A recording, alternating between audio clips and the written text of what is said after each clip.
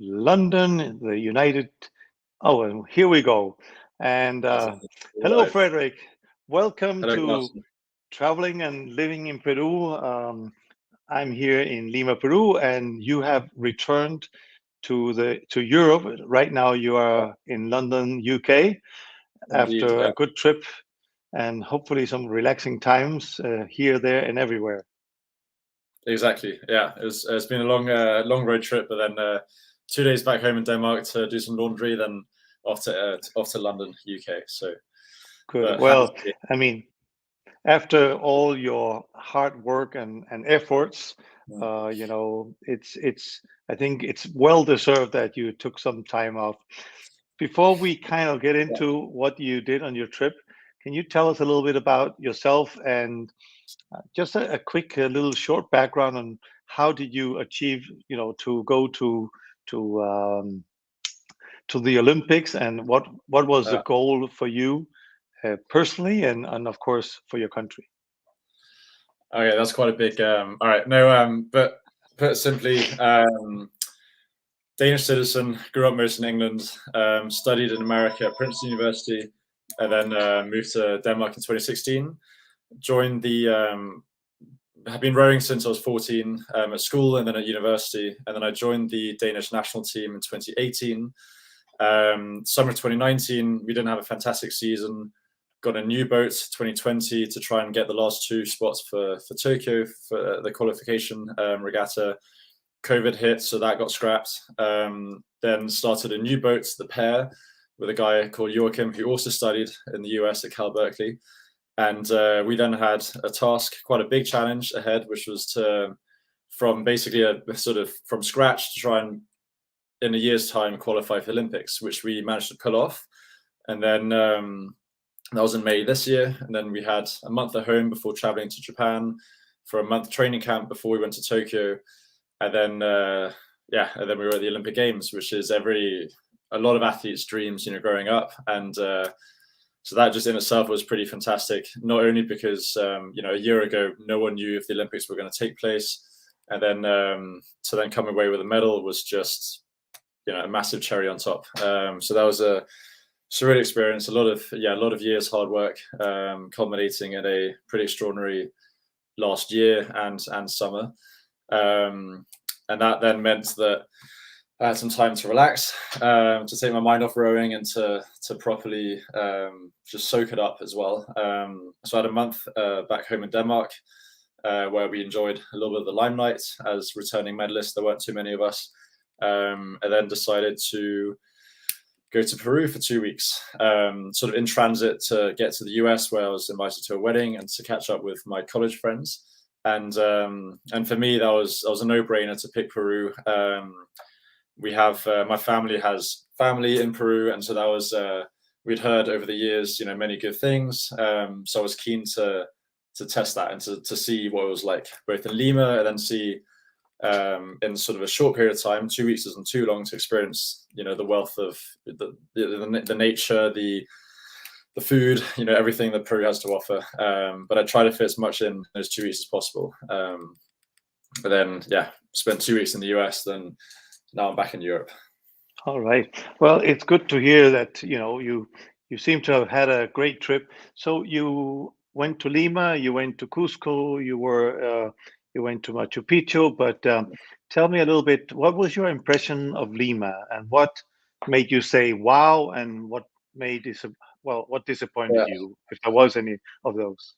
I think the disappointments were very far and in between. There weren't many of them. I think I should have known it was sort of winter, so we didn't see the sun a lot of the time. But that was still warmer than almost than it was back home. So the disappointment wasn't, too big at all. The traffic was pretty interesting to experience. Well, I didn't drive myself, but seeing the traffic was cool. But no, I think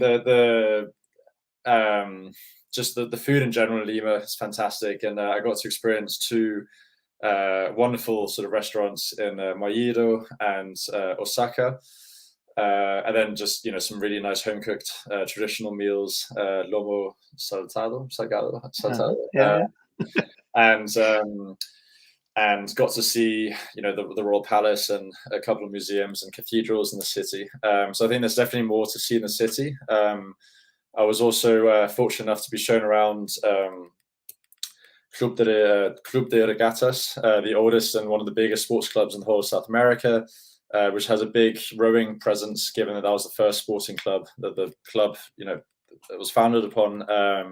So I had the honor of being shown around both the rowing club, but then the main sport complex, where I was able to meet the members and share a little bit of my experience in my rowing career. So that was some of the highlights for sure. Just in Lima itself. I hear rumors you even became an honorary member of the club, and that you can come back to Peru and train and share your knowledge and exercise and prepare for the future if you decide to continue to row. So is that correct? Yeah, they were very nice to me. I didn't expect that kind of welcome. Only Denmark's quite far away from Peru, and but I guess rowing is such a small sport that if you kind of reach somewhat near the top, that I've managed to do somehow, then that welcome was incredible. And I still look back at the photos fondly, and the young guys that I met, the young athletes, and also the membership. That was a truly wonderful experience. So I definitely look forward to hitting up the club again in the clothing that I was given, and represent the club. I think it's interesting to know, before we go into the more travel things, is how did you see the facilities for the people rowing in Peru and trying to get into the Olympics compared to other things that you have seen?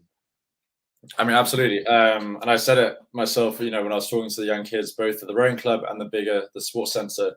I was blown away at how, it was great facilities. I mean, their gym itself just has more machinery and more space than our national team training center does in Denmark. And I guess often the national team centers don't have maybe the same funding as some rowing clubs do, but even the wealthiest and most successful Danish rowing club, it was definitely on par with that.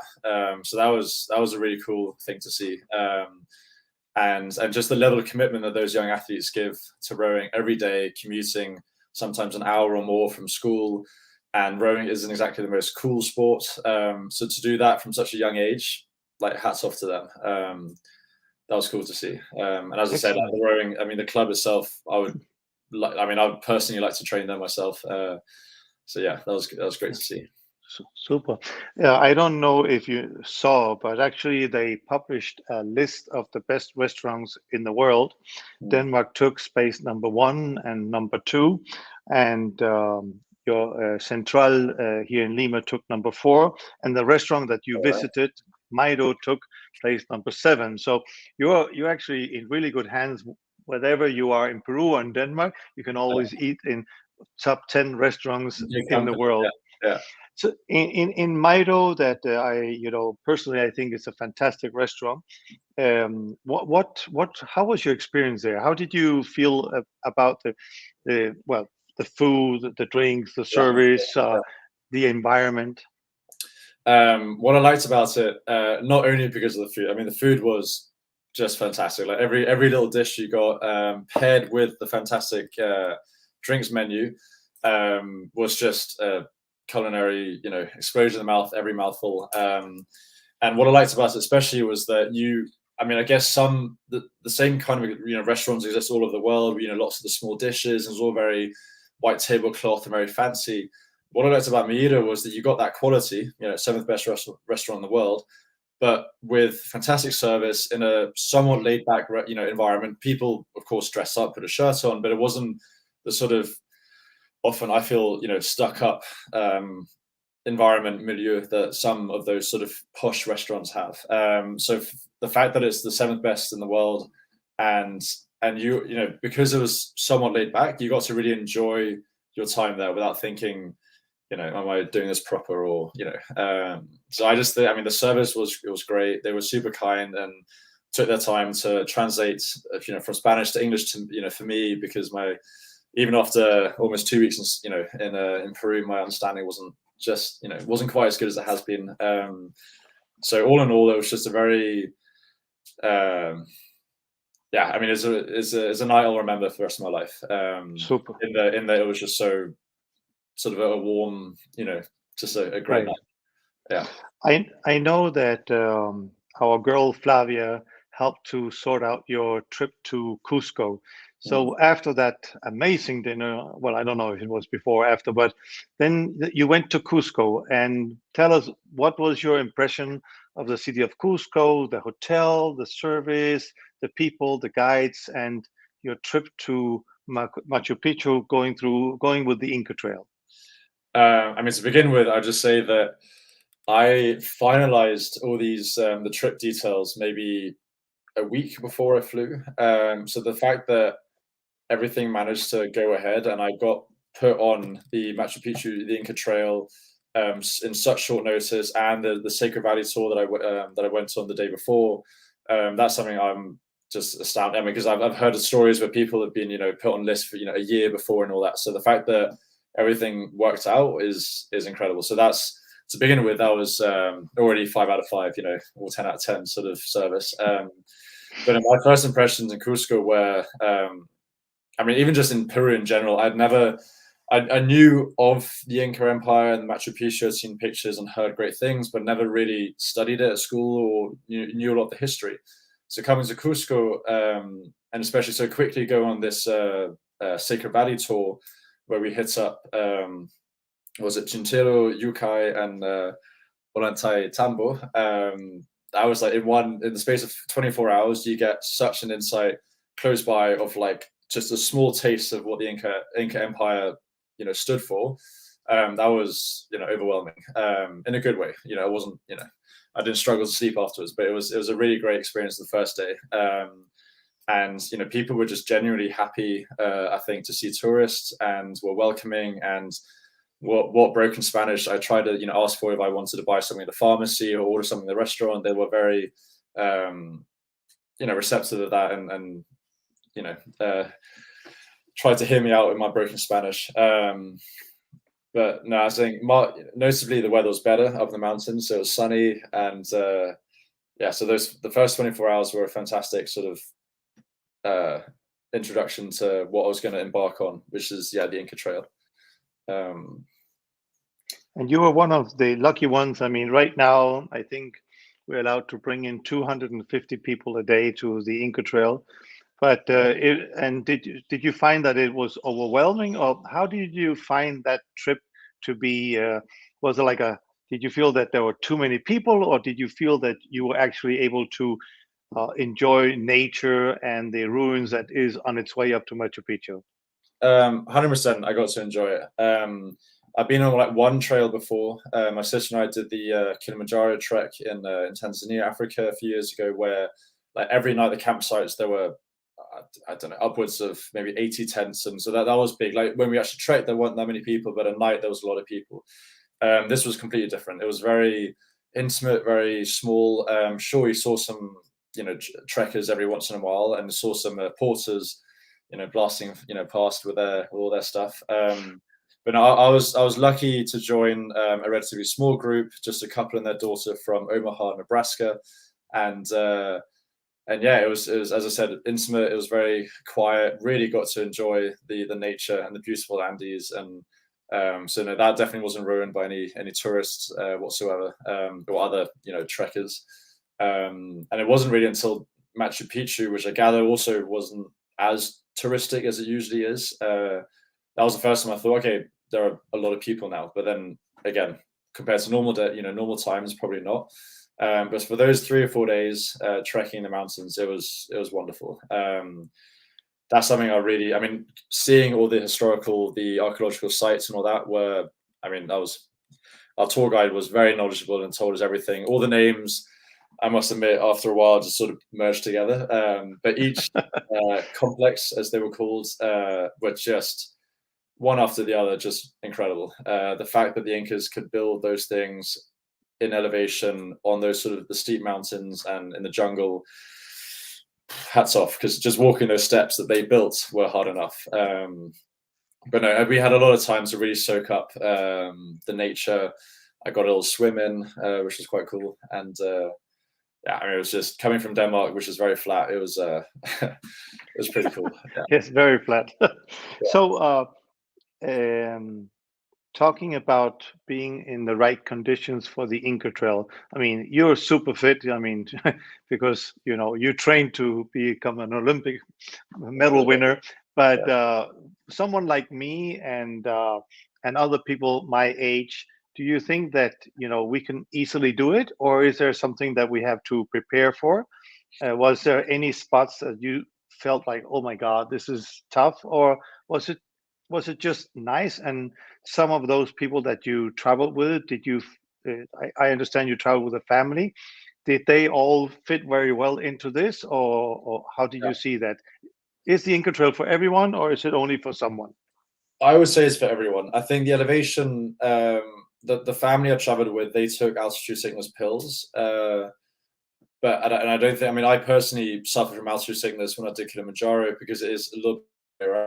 I'd say the altitude is noticeable, obviously, especially when it's steps. I think if you're just walking up a trail, it's a little bit easier than taking steps up. But again, like every time you took a break, you caught your breath and you went. It's walking. I think if you struggle walking on sort of flat terrain, then maybe it'd be tough. But I think for the most part, the pace isn't exactly. You're not expected to run up the mountain. So there were plenty of breaks. The food that we got were fantastic. So we definitely got the nutrition that we needed. Had lots of water, lots of coffee, lots of cocoa leaves. So I'd say pace-wise, it was definitely doable for our group. And we had, a couple in their, I'd say maybe late 50s, early 60s, where the mother had a food bug, which we think she brought with her from maybe Cusco or like before the trip. So that didn't help. But even then, she was very, very ill. But she could get through it, and she got a little bit of help from the porters. And I'd say even then, the pace was slow, but she got through it. And that was like with a pretty bad food bug. So I'd say, yeah, the steps are sort of tough. And there was I think the third day is the most sort of, as our tour guide said, up. Not just up, but like up. That's when you go up a mountain. And there were lots of steps, but the pace was, we went at a sufficient and appropriate pace, and we got through it. Yeah. And I even hearing from another group where there were, I think, like 10 sort of mid-20-year-old Americans. The only troubles that they faced were, I think, from, I guess, food, but then my impression of them beforehand was maybe they Too weren't. much party. Yeah, a little bit too much. I mean, they will drink pisco sours before they started, so maybe don't do that. But I definitely say it's. I mean, I don't know how to put it on a scale of like easy to hard, but it was. You feel the altitude for sure. But as long as you keep your spirits up, and it really is doable for sure. Yeah. You did it in 4 days, 3 nights. So was that the perfect trip, or did you want to do it faster or slower, or was it just what you were looking for? I think technically we did it in 4 nights, 5 days, but that's because we got to Machu Picchu on the 4th day, so after the 3rd night. But then instead of seeing Machu Picchu then in the afternoon, tired, we spent the night in Machu Picchu, got a massage at a place that was recommended by our tour guide, and had a good dinner, had a drink or two, maybe a couple of Kenyas, the local beer, which I love that one. And then we saw Machu Picchu in the morning, so spent the full 2 hours, rested and recovered. The legs were fresh again.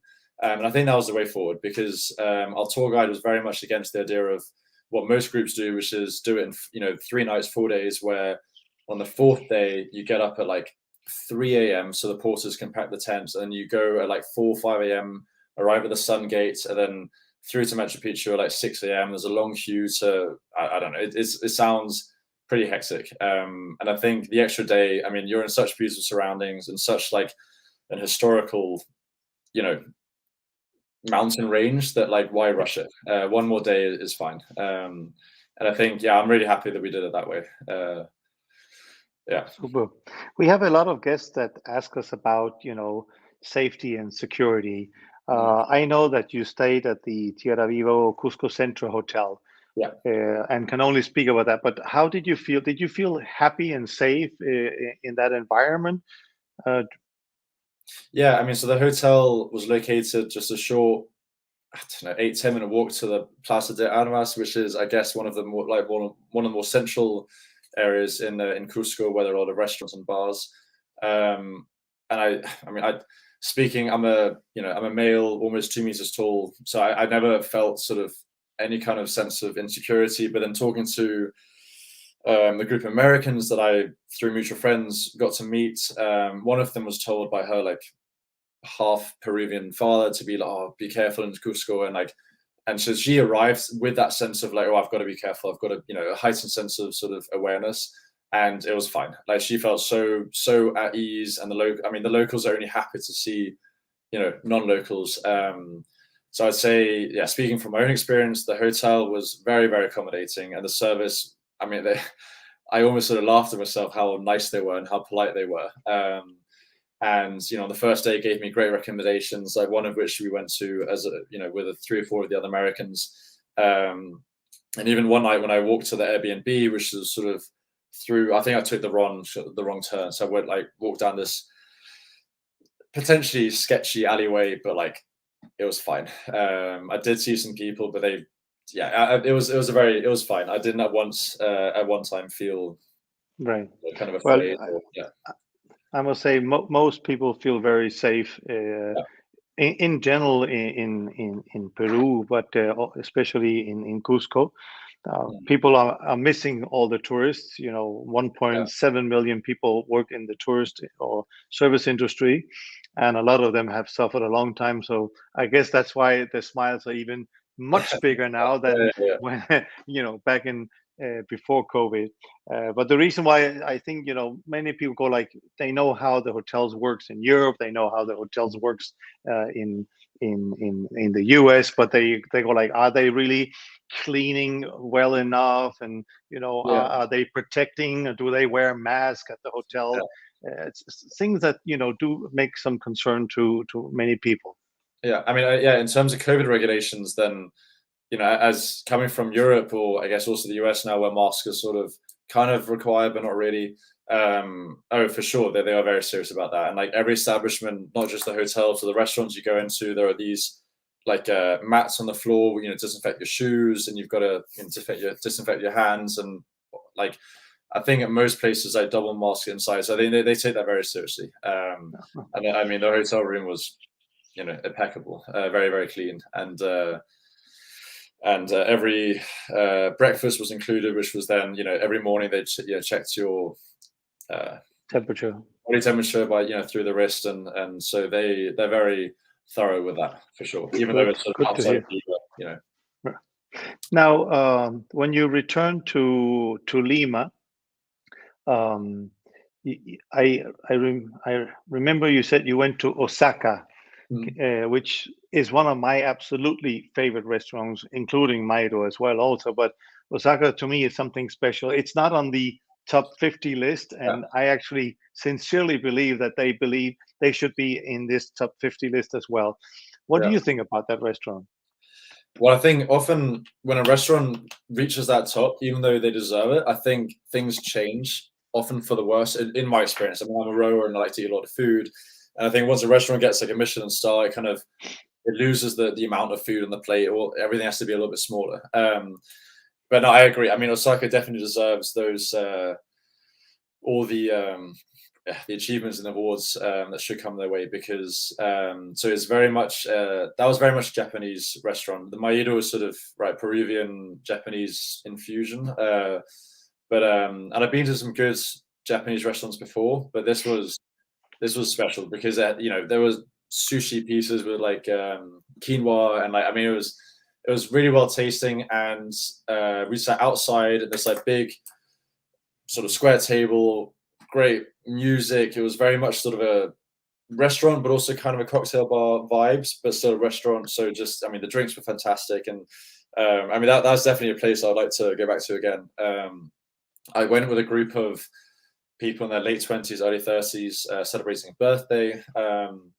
So I guess that helped. Everyone was happy to be there. But it was also Monday night, and I guess some of them had been out just on a Saturday, so they were taking it easy. But no, I thought the food was just top notch, and everything was just really really good. So I definitely want to go back there again for sure. So before we end this, if you had to give 3 reasons why people should go to Peru, what would those 3 be? And only 3. Only 3. Okay. And something I want to explore myself, but the diversity of the country in terms of you've got the Amazon, the jungle in the north, you have your the Andes Mountains, and like the peak of a large chunk of the South American sort of history back in the 15th century was the Inca Empire, where Cusco was the center of that. So I think if you're a history nerd and want to see some pretty cool mountains, then yeah, I think Peru is definitely your top bet. And again, my first time in South America, so I can't say anything bad about Colombia and Brazil and Buenos Aires. I'm sure they have some. They're also all very beautiful countries. Yeah. But I think no, for me that was one thing I would definitely recommend. If you're into hiking and interested in history or just general nature, then Peru has all of that. Number 2 would be the food. I mean, our family, the family member that we have in Peru has told us for the last few years that Peru has 4,000 types of potatoes, all these great things, and just tasting some of those 4,000 potatoes in completely new dishes that I've never experienced before. Peruvian food isn't the most, I guess, widespread in Europe. That was a great experience. I think food would be number 2, and not just the expensive restaurants. Like I'm a rower. I like a lot of food for not very much money. So the exchange rate being as it is, I could get a big portion of chicken on a bed of French fries or chips and a side of salad for $5, and that for me was and then with a nice Inca Cola on the side. That was I could do Pollo a brasa con papas fritas, ensalada y el was, famoso Inca Cola. Perfecto. Yeah. So that's number 2, and then number 3. And I guess as you touched upon it, maybe because the locals haven't had as much in the tourism industry as they normally do in the past year's time. People are maybe more friendly because they're just genuinely happy to get some business again. But I didn't think of that when I met some locals. Both in Lima, in Cusco, and on the trail and the porters. I just generally think that people are just genuinely nice, and they're just good people who want to learn about the rest of the world. I mean, coming from Europe, I have never been to South America. There always, Africa was a closer sort of exotic continent, and the US has its appeal. So I think most Europeans don't necessarily see South America as sort of the top of their list. But I'd say, those 3 things in summary, the history and the nature you can't really find. And I mean, I haven't seen a lot of South America, but I've been in a little bit in Asia and Africa and the US, and I think the nature and food, history and the nature combined are 100% number 1. But then coupled with food, and then adding on the people, I mean, that was I'm looking forward to my next trip back. Good. Yeah. So let's sum it up. A couple of questions. Did you surf while you were here? I did not, but I do gather that it's a big surfing spot. We did see a lot of big waves. I've only surfed once, and I'd rather sit on the beach and admire those, riding the waves, I think. Okay. Yeah. Did you try pisco sour? A few times, yeah, and it's very, very good. And I think I've had a whiskey sour once before, and this is, and I bought 2 bottles to bring to friends in the US, telling them like, this is good. Look it up. Try and make it. I didn't make any with my with the first friend I stayed with, and the second couple that I stayed with. They have themselves done the Inca Trail, the other trail, which is a little bit longer, which they also loved, but also Machu Picchu. And so they were happy to receive that because they want to now make some pisco sours. Yeah. Good. Ají de gallina. The chicken. Yeah. Yeah, it's chicken with chili sauce. The sort of I don't know, Peruvian curry. Yeah, but as you said, like chili sauce, super tasty. Love that. Yeah. Good. So you're saying you're coming back. So the last question, when are you coming back, and what are you going to see when you come back? When I'm coming back, that's to be decided. Hopefully soon, just because, I have I want to see Australia, but in terms of the big trips, then I think now South America, Peru is up there. I need to figure out some stuff, personal stuff like get a job and sort things out in Denmark. And what to see, I would lots of things. Definitely, I want to go back to Cusco, and then from there, I didn't actually get to do a proper tour of the city, but through our tour guide on the trail, I got to hear about the way it was planned urban wise and the shape of a what's the jaguar? No, not jaguar. Anyway. But no, I think the Lake Titicaca in the south. Can't remember the town. Arequipa. Yeah, Arequipa. That's up there. The Rainbow Mountain. That's up there. There's an incredible alpine sort of lake, 2-hour drive north, sort of ish north or outside of Cusco, which apparently looks incredible. And then up north, I mentioned the Amazon and the jungle, and how again just different species of animals and vegetation. And so the American family that I did the Inca Trail with did a longer, more thorough sort of trip in Peru, and they all of those trips they did outside of the Inca Trail where they met them just sounds so that's on my list of things to do. And then hopefully go back to Lima in the summer and experience how that is. Yeah. Go to the beach and do some surfing. Exactly. Yeah. Excellent. We'll watch some surfing. Yeah. Frederic, it has been a great pleasure seeing you and talking to you, and we are very happy that you had a wonderful trip to Peru.